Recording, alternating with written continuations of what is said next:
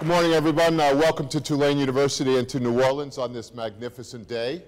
Why do I say this? How many of you are from the north? Let me see a show of hands.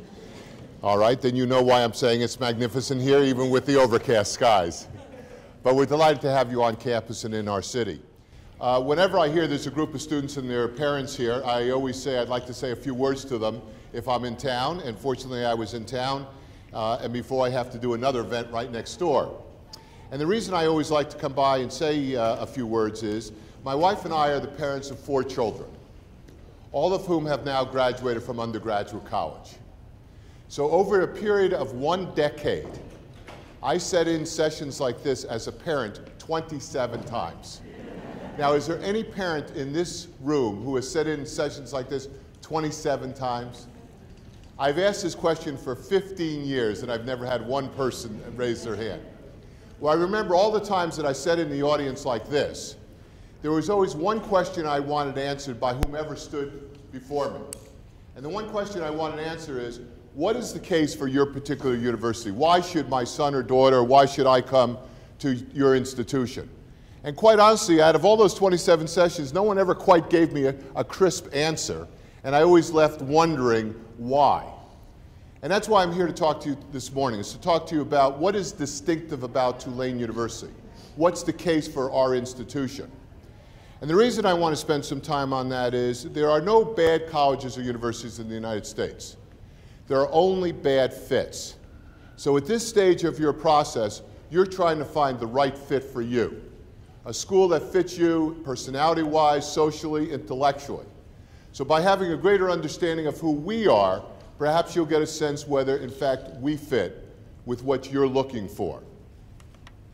Now, I have to tell you, I am completely biased. So you have to be suspicious of everything I say to you. But you are going to leave the room today, and you're going to meet Tulane students. You are going to go back home and meet alumni or Tulane parents of current students. And you should ask them the same questions. What makes Tulane distinctive, different from other schools? And I do think you're going to find a remarkable overlap between what I tell you and what others tell you. So here's my story. All those years that I sat in sessions like this, I boiled the entire college selection process down to 3 P's. People, programs, and place. I always start with people first because there is only one definition of a great university. The definition of a great university, they are populated by people of incredible talent and character. And if you don't have people of talent and character, nothing else at the institution makes a difference. The bricks and mortar make no difference. The IT system makes no difference. The win-loss record of the football team makes no difference. It is all about the people who are at that institution. If you look at Tulane University and you look at the academic profile of our student body, it is similar to what you would see at the top 50, 60 schools in America. And by the way, there are 4,000 four-year colleges and universities in the United States. So when I say top 50, I'm talking 1%. The quality is essentially the same. Their SAT scores, their ACT scores, their class rank. And yes, maybe one person got a 2100 and another person got 1900. The 200-point difference makes no difference whatsoever in their performance in college. Nonetheless, it's still high. So I would not say the differentiating factor is the academic profile of our student body, even though it's extraordinarily high. What is different about, I think, the students who come to Tulane are their values and what I describe as their character. Now, you may say, how in the world can you measure character and values? There's no test I can give you that will tell me in some scale of 1 to 10 or 1 to 100, how good a person you are or what your values are. So what we try to do is distill that from your application, your recommendations, and what you did in high school when you were there or in your community. Because we really value students who have not only taken advantage of all the academic opportunities they can in high school, but have also taken advantage of opportunities outside of the classroom. That's important to us here. If you ask Tulane students, why did you ultimately decide Tulane after anybody else, what they are going to tell you is this. I decided to come to Tulane because I really believe in the culture and values of this institution that are built around civic engagement. What I mean by that is in the classroom you're going to have the same rigorous courses and demands put on you of any school or college in the United States. But what does differentiate us? We are the only major research university in America that integrates public service into the core curriculum all 4 years you are here. Now, the reason we do that is we believe our task is to develop the next generation of engaged citizens and leaders. And we do know that 50% of learning takes place in the classroom, the other 50% outside. And to the extent we can organize what goes on outside, we think that adds to your learning experience and will help you become engaged citizens and leaders of the world. We do it through public service. Because we also say to all of our students who come to Tulane University that every single one of them is privileged. And they're not privileged because they come from great wealth or because they've had an easy life. They're privileged because they have an opportunity to go to a Tulane-like institution. And if you have that opportunity, you are privileged. And with privilege comes responsibility and obligation. And that is to make the world better for somebody else other than just for yourself. So we instill those values in students from the day they walk onto this campus to the day they leave. Matter of fact, in the last 7 years, Tulane University is the most decorated university in the United States, regardless of size, regardless of mission, for their commitment to civic engagement both locally and around the globe. Our students every single day are doing extraordinary things that other students on other campuses simply aren't doing. That's how I know whether they have character, because they choose to come here and engage in that. And I also follow where they go after they leave the institution. And we are inevitably ranked among the top 10 or 15 in the country of graduates who go on to either the Peace Corps, Teach for America, AmeriCorps, or a number of other national service programs. And we think, by the way, those are excellent springboards to then other careers in whatever they choose to do.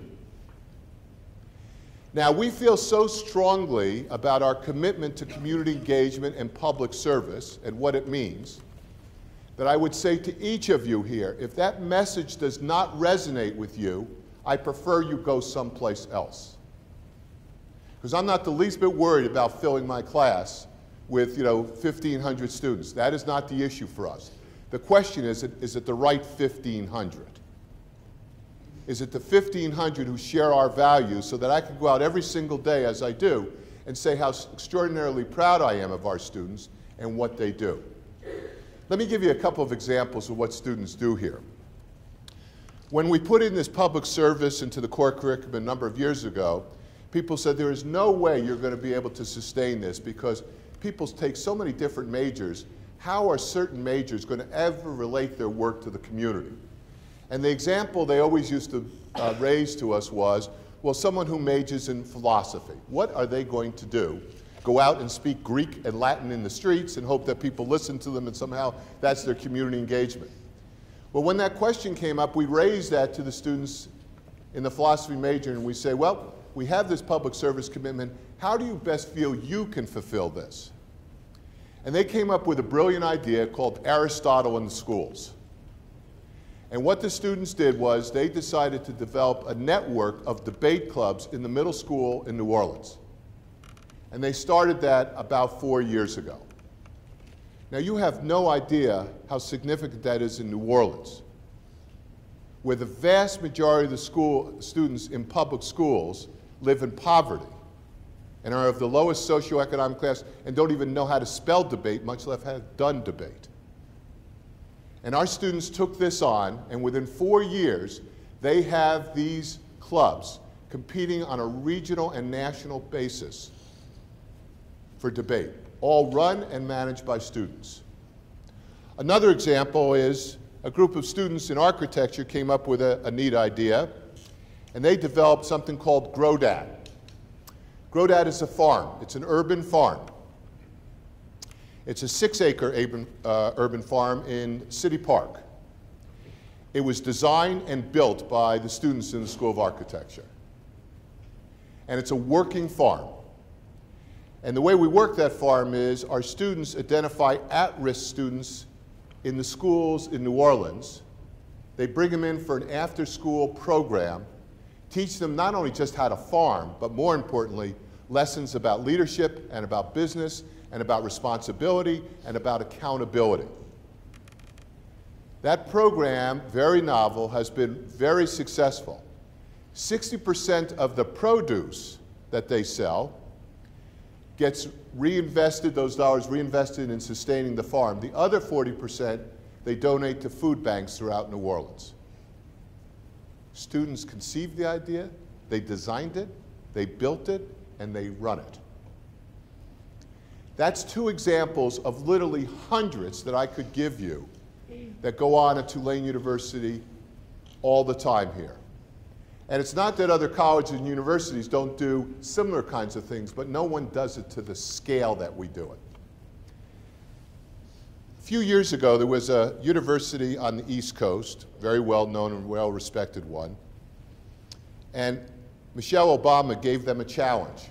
She said to him, if you actually do 100,000 hours of volunteerism, I'll come and speak at your graduation. And we read this in the newspaper, and we had to smile.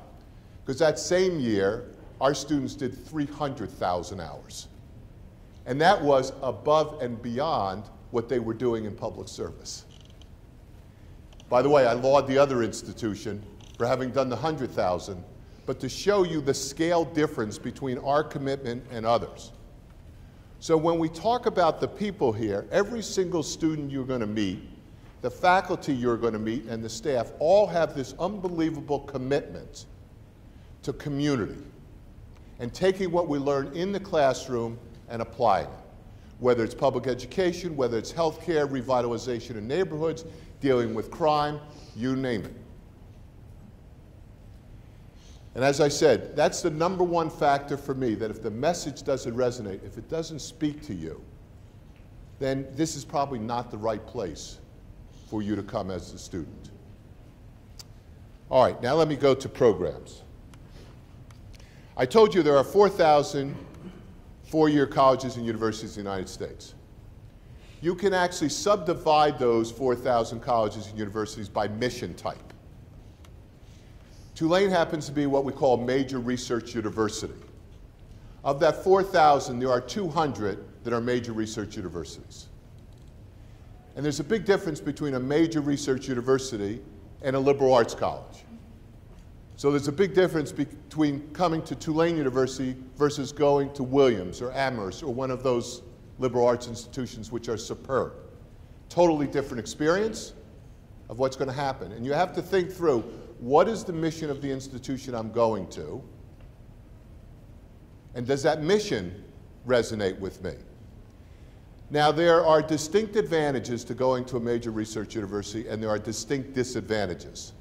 So let me tell you the advantages. The first advantage is you'll be exposed to some of the greatest faculty in the world, because to be a tenured full professor at a major research university means you have run the gauntlet of scholarship and education and learning to achieve that rank at such an institution.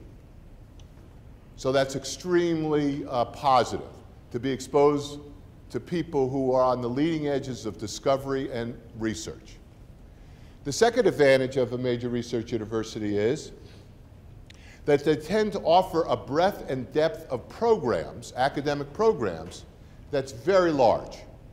Now, why that's important to you is you may have an idea right now of what you want to major in. And you may believe so strongly that you're going to select a college on that basis.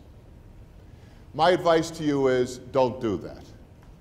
80% of you will change your mind at least once about your major.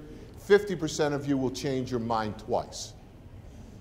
So if you exclusively select a college or university, you better be sure that that's the major you want, because you could find yourself trying to switch majors and they don't actually have what you wind up really wanting to pursue. So The nice thing about major research universities, they have everything from A to Z. So here we have medical school, law school, public health and tropical medicine, we have primate centers, you name it, we have it here. It's hard to find something you couldn't be interested in. The third advantage of going to a major research university is their brand names. If I listed the 200, I guarantee you would know every one of them. The reason is because of their scale, the quality of their faculty. They're known very well in the United States and beyond. And brand makes a difference, especially as you get the first job and later in your life, it makes a difference. So generally speaking, those are the three advantages. Now there are also disadvantages to going to a major research university. Disadvantage number one, those fine scholars I just told you about? Very often they don't teach undergraduates. And they certainly don't teach first-year undergraduates. The second advantage I told you about was all those programs they have from A to Z. Major research universities tend to be siloed institutions. An example, I was chatting with one of our alums last night whose daughter is selecting about where she wants to go to college. She just got into one of the premier public institutions in America. And I asked her, well, is she going to that premier public institution? And the mother said, I don't know. And I said, why not? Well, now she has to hear from that particular school in that university whether she's accepted. So I said, you mean they let her into the university, but she has to go through a double admission process? And the answer was yes. Now that often happens, that you come into a university and you decide you want to be an English major, so you're in liberal arts. And then you decide after a few years, I'd really like to be in the business school. But then they don't let you in the business school because you have to sort of reapply to get in. And the chances are you may not get in because it's so popular at the institution.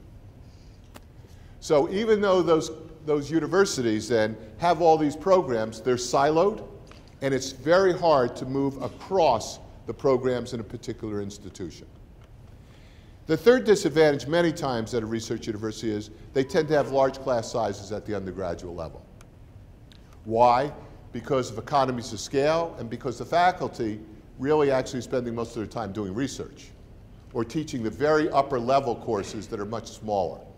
So that puts a burden on other classes to be larger. Now I am the first to admit these are generalizations because you can find exceptions to all of them. But I want you to be sensitive to those issues as you're selecting a place because a lot of parents and students don't understand these nuances that are very important nuances when you go. Now you're all very smart people and you know exactly the next thing I'm going to tell you. And the next thing I'm going to tell you is Tulane has all the advantages and not one of the disadvantages. And I mean that. So for example, at Tulane University, regardless of rank or position in the university, you teach undergraduates. Why? Undergraduate education is our highest priority, even though we're a major research university. And by the way, that includes the president of the university. So when I teach, which is every other year, I teach undergraduates, first semester undergraduates. And before I came to Tulane University 15 years ago, I had never taught an undergraduate for 25 years. And I came here, and when I teach, that's all I do is teach undergraduates, and when I'm no longer a university president, that's all I will do is teach undergraduates. And I'm not an exception here. That's what we all do. Because if it's their single highest priority, then everybody should be participating in it. The second thing is, all faculty at the university, regardless if they're in the medical school or the law school, participate in undergraduate education. So the law school has courses for undergraduates. The medical faculty many times will teach a course in the first year program, or they certainly open their labs to undergraduates in their third and fourth year to do research. So we're all involved in undergraduate education, so we demonstrate that commitment by making sure we give our students access to all the schools. The third thing is class size. And class size here is relatively small. It's 28. Now, you'll see variety around that. They tend to be a little larger the first couple years, and then they get smaller. So you'll see a range depending on major, but it's small because we believe that if you come to Tulane, there should be an intimate learning environment between students and faculty. You should also remember, if you come to Tulane University and you get accepted into Tulane, as you all have, you're allowed to go anywhere in the university to take courses. So we have no silos. You can go every place. So you could, if you want to take some business courses, take business courses. If you want to take them in the English department, go ahead. If you like architecture, take some courses over in architecture. We put no limits on you. Last night I had a group of students at my house. It was a singing group. 20 women came over and I had them perform for a group that I had for, as my guest for dinner. And just, I always ask the students, what year are you? Where are you from, and what do you major in? 20 out of 20 double majors. 20 out of 20. And here, it's about 40% altogether that double or triple major. That's an astounding number. An astounding number. So our feeling is that we have all the advantages, very few, if any, of the disadvantages at the university. And I would say there's probably a handful of other major research universities that could claim the same thing. I'm just not going to tell you who they are. So you have to go find it for yourself. All right, that leads me to my third and last P, place. And when I talk about place, I have to talk about New Orleans. So now I have to talk to the parents. Because there are two things parents are worried about, crime and partying.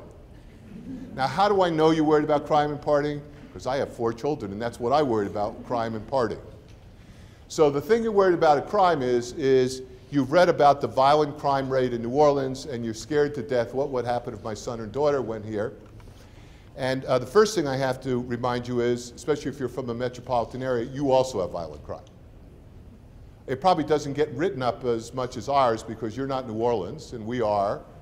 And New Orleans is a quirky town that everybody writes about all the time, partially because we went through Katrina, partially because it's a quirky town. So we get a lot more visibility than most other cities in America.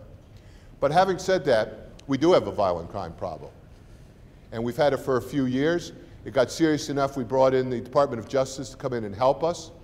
And I thought that was a very positive thing. We're working on it, and that violent crime rate is going down. And it has for the last several years. But we're still not satisfied with where we are. But there's 2 things I want you to know about the violent crime that does go on in New Orleans. First of all, 80% of it involves people who know one another. That's a very important fact to know. The other thing is, it's occurring in places in the city that are nowhere near this campus. So when you think about the violent crime, yes, it exists, but thankfully, all the years I've been here, it hasn't had an impact on where we are right here in New Orleans. All right, so let's put a violent crime and talk about all other crime then. Now, we are required by law to post on the web our crime statistics for our campus. And we put it in the same format across all colleges and universities.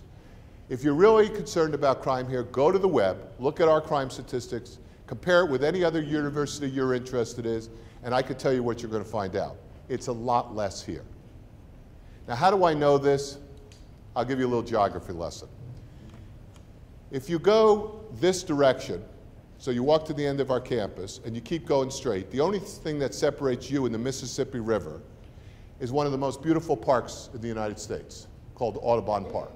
Golf course there, tennis courts there, barns to house the horses, you name it, it's there. If you walk in that direction, or this direction, for about 5 blocks, 6 blocks, the average price of a home is over $1 million. And if you walk in that direction, the only thing that separates Tulane and the other side is a big highway. This is not a high crime area by definition. Now, things happen here as they do on any college campus. We're extremely vigilant on this campus. We actually patrol not just the campus, but a 2-mile radius around the campus. We have all the rights and authority of New Orleans Police Department. We have well over 100 officers, and we take public safety very seriously. And we use some of the most advanced technology to help us. And knock wood, it has worked. That doesn't mean something's not going to happen. It will happen, because when you have a population this large, something is bound to happen. And the question is to minimize it. Now, I would say to all the parents, and I tell you the students here, I'm going to tell you something very few people are going to tell you. If your son and daughter is out alone 2 or 3 o'clock in the morning, and they're impaired by liquor or drugs, there's nobody in America that can protect them, and don't expect us to. So they have to be smart, and they have to bear their share of responsibility. So what we do when they come in here is we educate the heck out of them, and 99.9% learn those lessons, and there's always a few who don't learn those lessons, and sometimes something bad happens to those few. So be mindful, whether it's Tulane or any other place that you go. All right, so the second thing you're worried about is partying. You know, it's New Orleans, the Big Easy. So you have these images of your children coming to New Orleans and going down the French Quarter and spending most of their life in the French Quarter. So let me tell you the truth of it. Is the first week they're here, they're down in the French Quarter. Why? Because you told them not to do it. So, you know, they're just, you know, doing just the opposite. You know, they're going to go do it. Then they go down there and they find out, you know, it's smelly, it's crowded, it's expensive. And everything they want to do, they could do within 3 or 4 blocks of the campus. Then they say, well, what's the point of going downtown?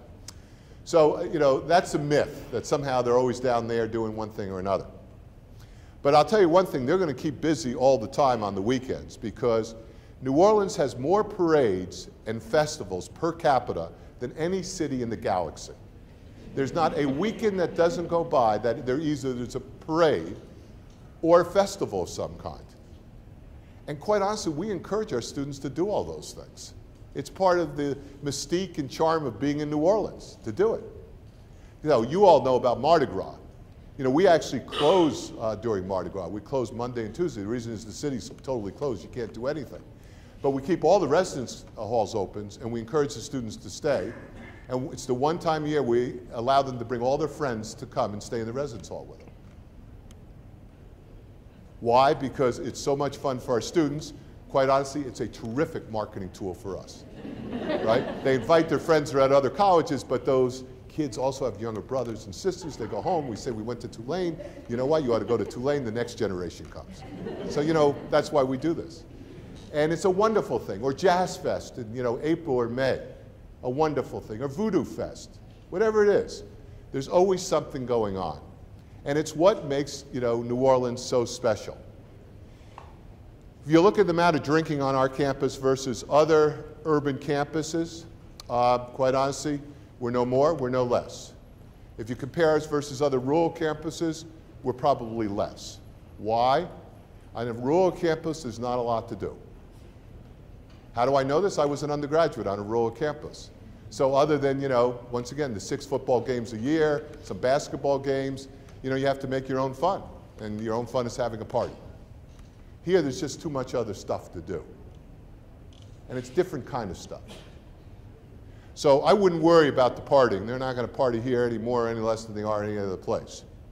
Now, when I came to Tulane back in the 1990s, we were actually, depending on the year, ranked number 1 or 2 or 3 in the country in party school, on the party school list. Our students took great pride in this ranking. I didn't think it was actually quite good. So I said, you know, one of the things before I ever stepped down as a university president, I'm going to make sure we're not on the list anymore. And we were able to achieve that, and we're not on the list. Now, I have to tell you, though, parents, that we're not going to discourage them from partying. I mean, you know, that's what college is all about. We're going to try to show them how to do it, be smart, be safe, and most of them do it right within 3 blocks, so it's under our eye because we're around all the time. But we're not there to police them or arrest them. We're there to help them as they party. Now, why do we do this? Because all of us were young once. Perhaps many went to college. And, you know, if there's anybody in this room who went to college and can honestly say they never partied, come see me after this meeting. I'd like to meet you. Because all the rest of us, including me, you know, had a good time. And that was part of the experience. So that's crime and partying. The last thing I want to say about New Orleans is this. New Orleans is the only city in America that can lay claim to its own music, its own food, its own language, and its own architecture. There's no other city you can think of that can lay claim to those four things. This is one of the coolest cities in the world. Now, you could tell by my accent I wasn't born and raised, in New Orleans. I was born and raised in New Jersey. And by the way, there's a great deal of similarities between New Jersey and this state, and I'll leave it at that. So, when I came down here, I was wondering how would I ever adjust to Louisiana, and then I closed my eyes one day, and so I didn't see the scenery. I said, oh, I'm back in Jersey again.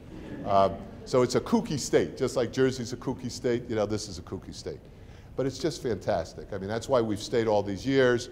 When the time comes and I'm not university president, we'll spend a good part of our life here in New Orleans, and I would have never said that, some 15, 16 years ago. It's just a unique place.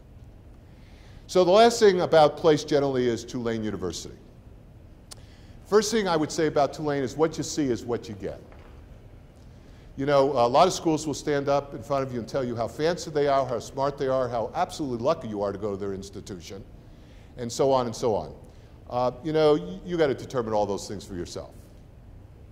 We know who we are. We're very comfortable in our own skin and what we stand for, and we just want others to understand that as well. We're also a very high-touch university. So what that means is starts with all the professors teaching undergraduates, and it goes beyond that. And we have 13,000 students here, half undergraduate, half graduate professional students. Now, there's two things I want to just tell you also about place. First of all, I want to give you my email address. So my email address is scowen, and that's C-O-W-E-N, @tulane.edu. So I give you my email address so that I don't have time to stay and answer questions today because I have to get to speak to another group. But if you have any questions after your visit here, don't hesitate to write me. What I can assure you is I probably won't know the answer to your question, but I'll make sure somebody in the university gets it and answers your question. So I don't want you to think that I wouldn't like to stay and answer questions. I would, actually. But email me, and you'll see. I'll make sure somebody gives you an answer. And then I ask one thing in return of all of you. You're in that last stage, I think, for most of you, deciding where you want to go to college. So you're making a lot of visits like this, I presume. What I want you to do, the favor for me is if you go to any other college and university over the next several weeks, and the university president actually talks to you, email me. I'm serious. And I don't say this because there's anything special about me, because there's nothing special about me, because if it weren't me, there would be somebody else up here doing the same thing. Why? That's who we are. We've always been this way for over 175 years. We'll be this way for another 175 years. And then what happened to us in Katrina only reinforced about how important we are as a family, not as an institution. So if you come to Tulane University, you will get that high-touch feel. If you want to come to a place where you want to get lost and not be known, then once again, some other place is probably a better place for you. So this is my story. I'm sticking to this story. So when you spend the rest of your time today or over the next few weeks, take the time, if you're really serious about coming to Tulane University, and you must be because you're here today, talk to others about it and ask them the kinds of questions that I'm posing answers to today and see if you get the same answers. I think you will. In my view, it's a very, very special, unique place. It really, really is. I couldn't imagine spending any other time, quite honestly, other than Tulane. For all the reasons I said, because of the people, the programs, and the place. It's a special thing, but you have to feel it yourself. And if you feel it, you'll come. And I'll welcome you here in August, where it will be 99 degrees out, 110 humidity. You would have felt like you died and went to hell. I'll be there in my Bermuda shorts and my golf cart, helping you move bags in, literally. Now, I do this because it's the only time of the year I actually get tips, and that's how I supplement my income. And parents, I have to warn you, you're getting cheaper and cheaper as the years go by. So, move-in is one of the special occasions. But most importantly, I can guarantee you wind up coming. The next 4 years are going to be the most special years of your life, because this is a special place. Thanks for allowing me to have a few minutes.